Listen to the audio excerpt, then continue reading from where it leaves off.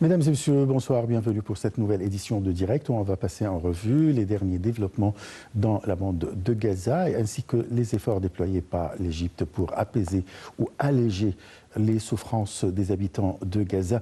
Mais plutôt, ou bien on va commencer avec une nouvelle importante concernant l'Égypte où le président Abdel Fattah al-Sisi a reçu la présidente hongroise Katalin Novák en visite officielle au Caire.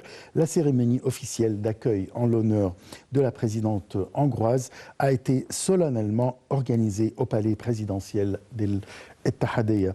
Les deux présidents ont eu des entretiens concernant les relations bilatérales qui sont qualifiées d'historiques et ont abouti quand même à quelques sujets y compris bien sûr la situation dans la bande de Gaza et la guerre entre Israël et le Hamas, sachant que les relations égypto-hongroises sont qualifiées d'historiques, puisque les deux pays s'entretiennent avec des relations depuis des décennies.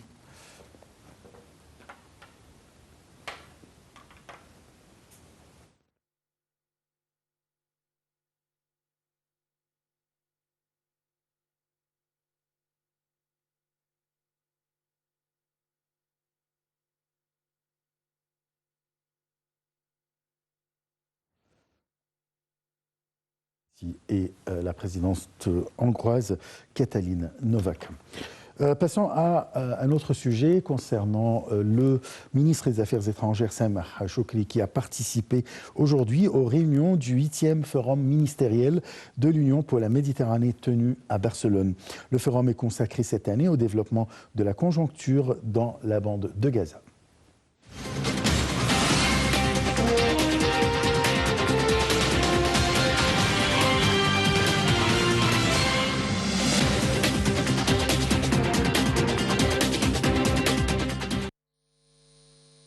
Le chef de la diplomatie égyptienne Sameh Shoukry a participé ce lundi aux réunions du 8e forum ministériel de l'Union pour la Méditerranée tenu à Barcelone.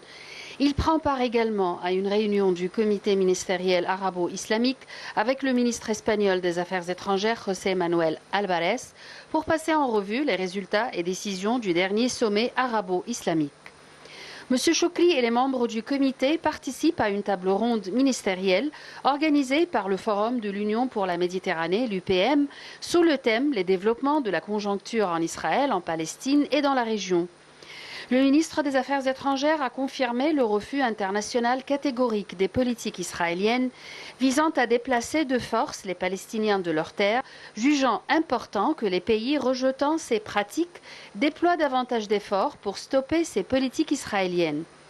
Il a tenu ses propos lors d'une entrevue avec ses homologues espagnols, saoudiens, jordaniens, palestiniens, turcs, ainsi que le secrétaire général de la Ligue arabe, Ahmad Aboulghait. Il a remercié l'Espagne pour sa position soutenant la cause palestinienne et pour son attachement aux principes internationaux.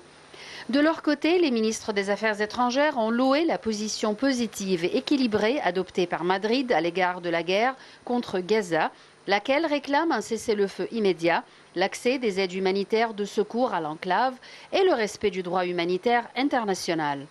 Ils ont de même valorisé la consécration par l'Espagne qui héberge le siège de l'UPM, de la session tournante du Forum régional de l'UPM, à l'examen des développements de la conjoncture dans la bande de Gaza et son périmètre. Pour sa part, le chef de la diplomatie espagnole s'est félicité des efforts de l'Égypte depuis le déclenchement de cette crise, étant un partenaire clé de la paix et de la stabilité au Moyen-Orient. Ces efforts, a-t-il précisé, qui ont abouti en collaboration avec le Qatar et les États-Unis à la trêve temporaire en vigueur actuellement et à l'échange des otages et des prisonniers. Le ministre espagnol a réclamé la tenue d'une conférence de paix internationale dans les plus brefs délais pour ouvrir un nouvel horizon politique afin d'atteindre un règlement politique de la crise reposant sur la solution à deux États et à une issue globale et durable de cette question.